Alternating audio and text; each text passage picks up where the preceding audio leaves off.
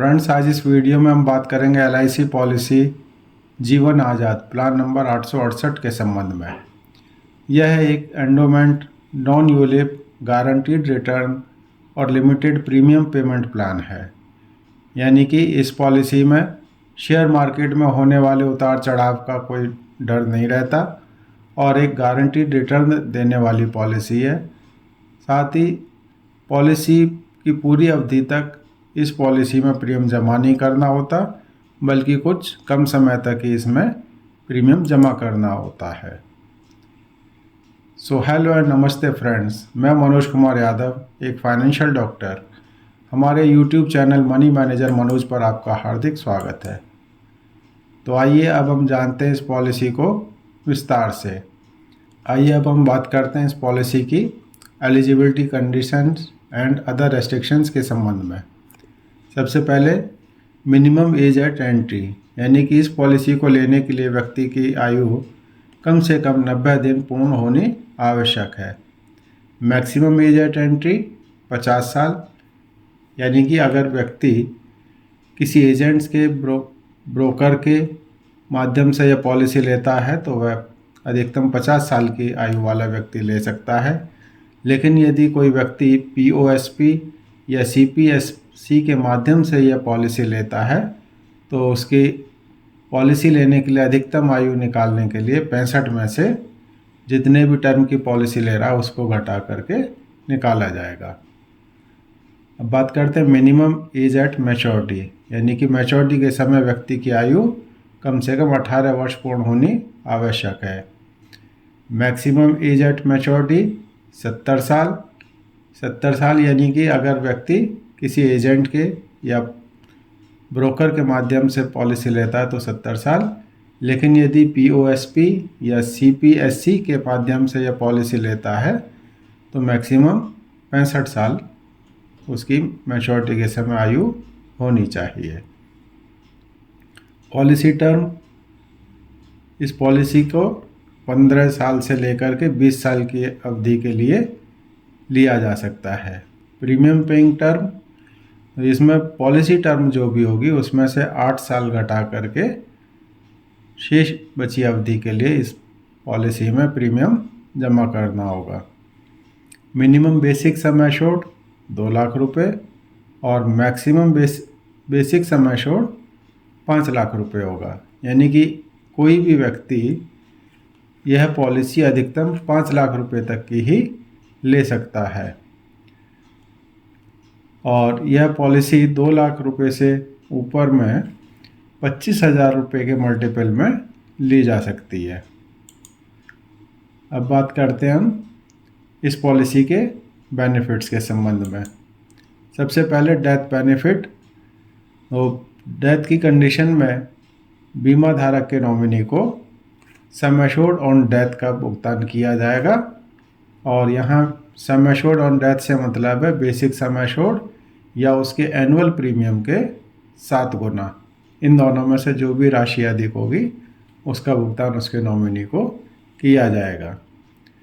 Maturity benefit, तो maturity के समय पर बीमा धारक को सम एश्योर्ड ऑन मैच्योरिटी का भुगतान किया जाएगा और यहाँ सम एश्योर्ड ऑन मैच्योरिटी से मतलब है बेसिक सम एश्योर्ड, यानी कि जितने रुपए की भी उसकी पॉलिसी है उसी का भुगतान उसको किया जाएगा।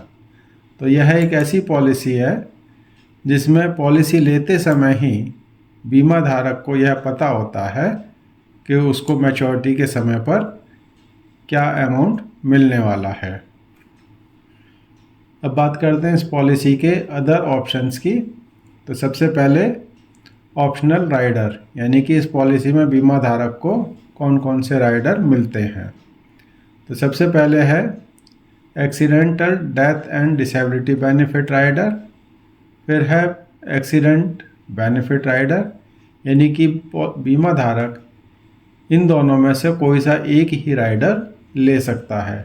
दोनों राइडर जो है कोई भी व्यक्ति एक साथ नहीं ले सकता।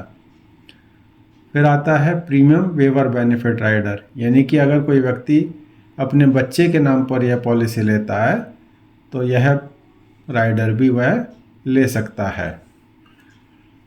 और राइडर लेने के लिए व्यक्ति को अतिरिक्त प्रीमियम का भुगतान करना पड़ता है।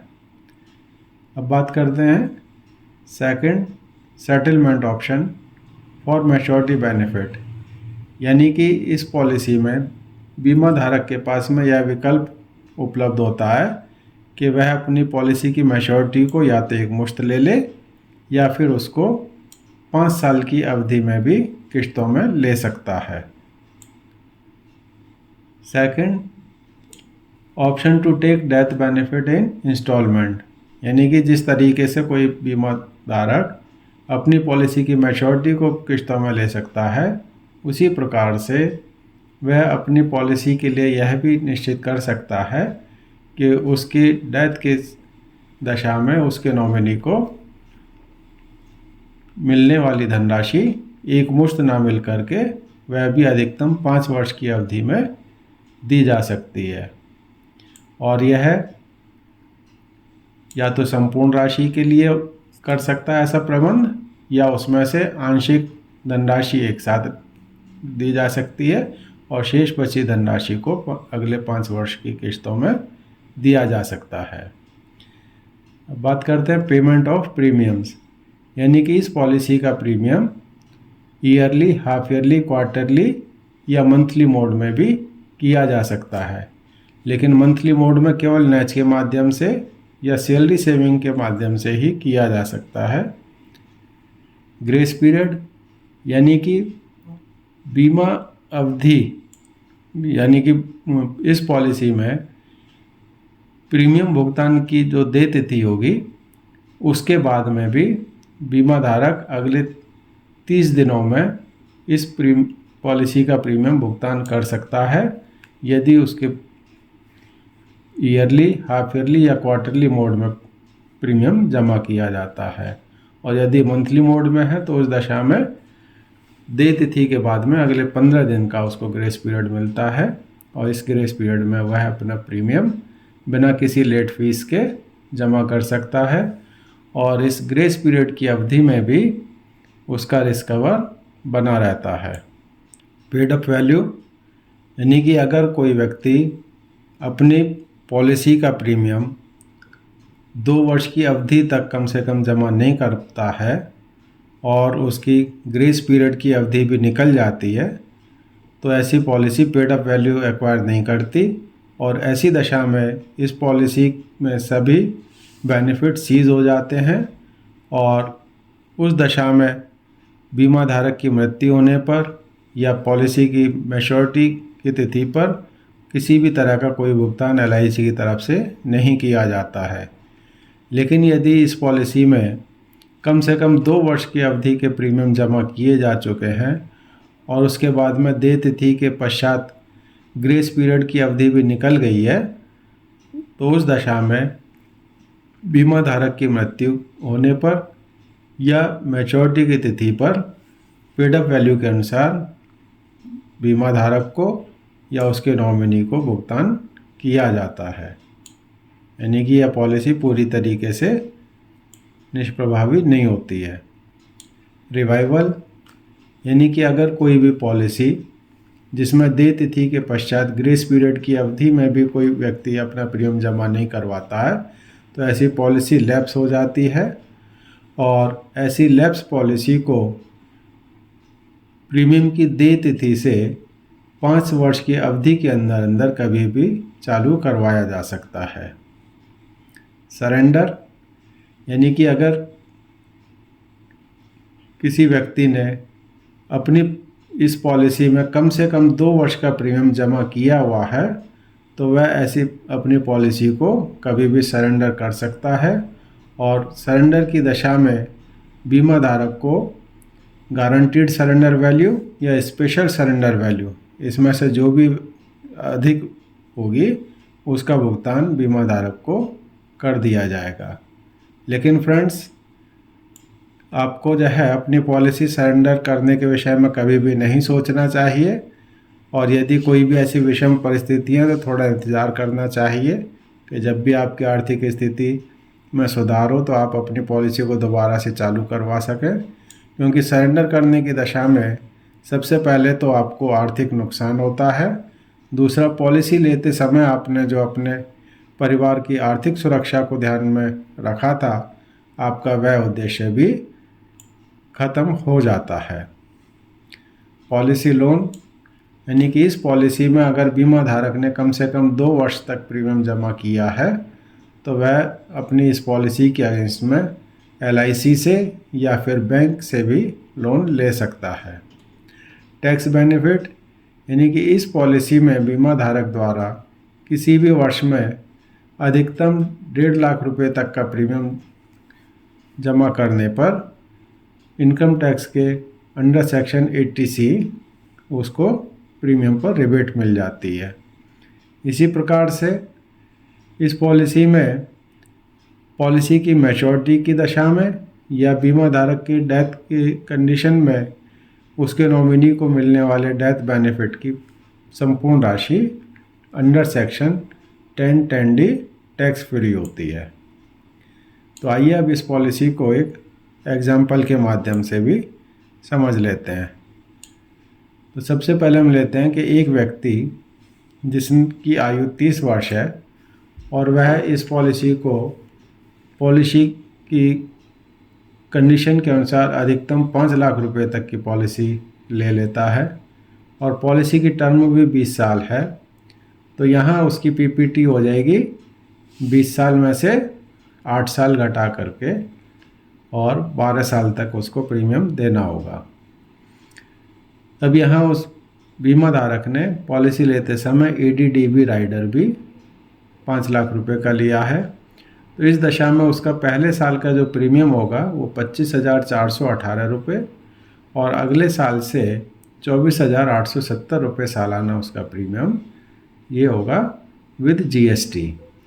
अभी हम देखते हैं कि उस बीमा धारक द्वारा 12 साल तक प्रीमियम जमा किया जाएगा और इस 12 वर्ष की अवधि में उसके द्वारा कुल 2,98,988 रुपये का प्रीमियम विद GST जमा किया जाएगा और 12 साल के बाद में उसको कोई भी प्रीमियम अगले 8 साल तक नहीं देना।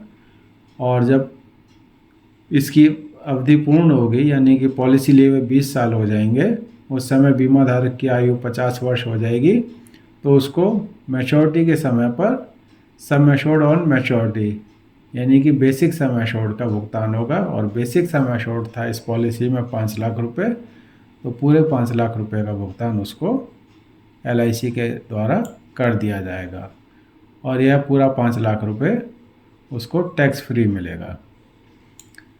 अब एक दूसरे एग्जाम्पल के माध्यम से इसको देखते हैं और यहाँ यह मान लिया जाता है कि पॉलिसी अवधि के दौरान ही बीमा धारक की डेथ हो जाती है।